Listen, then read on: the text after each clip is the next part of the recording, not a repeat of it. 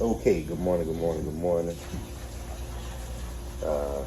This one that just woke up, man. Just gonna jump right into it. This is Proverbs 13. This is Proverbs 19, 13 through 15. And it's something that me and the mother of my children this morning was reading, and it caught my eye to go along with the things that I've been talking about as far as, the unification of the man and the woman.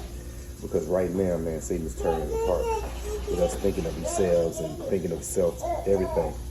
Hear my daughter in the background, right back there. So listen, it's a foolish son is the calamity of his father, and the contentions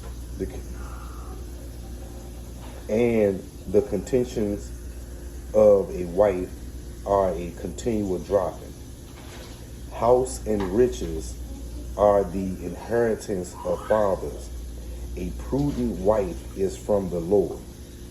Slothfulness casteth into a deep sleep, and an idle soul shall suffer hunger. Okay, I feel like these verses were strategically put together. The reason being is because a foolish son is caused calamity to his father, and the contention of a wife is a continual dropping, right? Contentions mean argumentative, angry, that's what that means with that. Now, it says right here on the flip side, riches and honor are the inheritance of a father, and a prudent wife is from the Lord. Now, we can stop right there.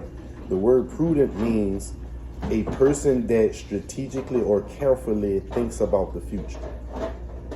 They actually put things together to secure a future, a good future for things. That's what prudent means. And it says a prudent wife comes from the Lord. Now, this is the thing that I normally think of when it comes down to men and women and the differences of, when I truly believe that a whole lot of the things that we go through are similarities to each other. So, but I tend to learn that we men, when we get into a relationship with a woman, instantly we start to think about the security of the future, especially if that woman has made us feel like we should put that much investment into her. Now, I've learned that majority of women think of the now. What does that look like? The first thing that they do is they get with us and things like that, and start thinking about trips. Going to trips or doing things, events and all of that type of stuff like that. And depending on the finances of the man or the finances of the woman, a man may tend to feel like, okay, well, that's not a necessity. I'm thinking about the future, where we're going, as in a relationship. What are we going to try to obtain and make more stability for me and you? That's normally the mindset. That's the prudent mindset of a man. The average woman, that's why it says that God gives, a prudent woman comes from God, because today's society has painted a different picture. So now, when you find a woman that thinks about the future, thinks about securing the future, such as when we read Proverbs 31, it talks about that the woman has no fear for her household. Hey, Amanda.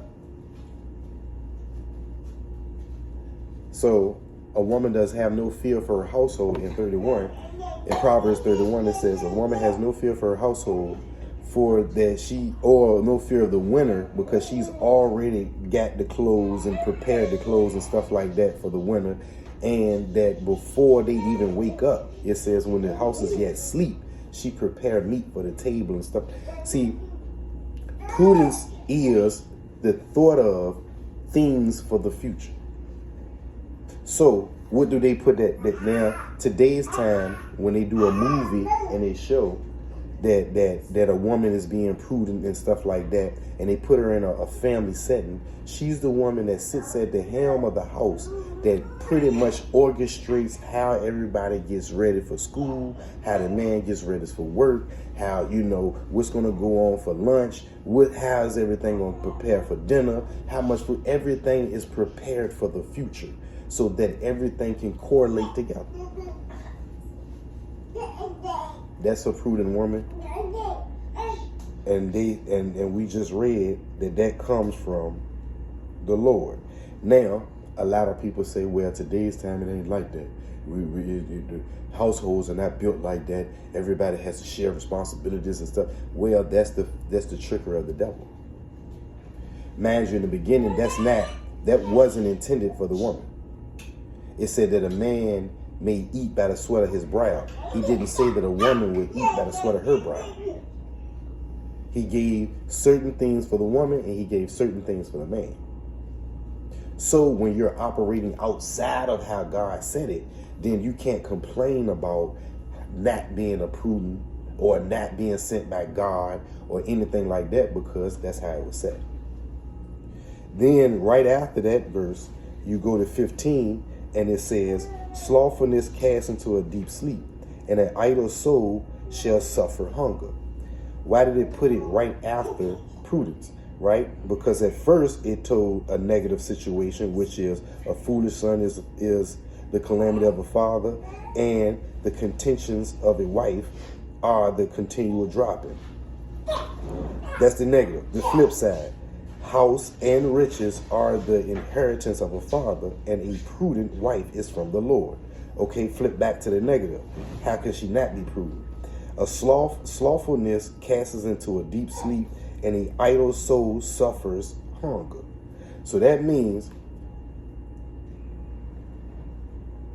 when we tend to lay there and we know that, okay, everybody's ready to get into sync, everybody's ready to get up, everybody's ready, and then we sit there a little longer, and what happens is it's like almost a train wreck from the caboose all the way to the front. Why? Because we're the front all the way to the caboose. Why? Because everything is not in sequence. The timing is not on time. It's a step behind. That's why they used to say this thing, a day late and a dollar short. A person always a day late and a dollar short. That means that they're always behind time from procrastination. Don't be that person.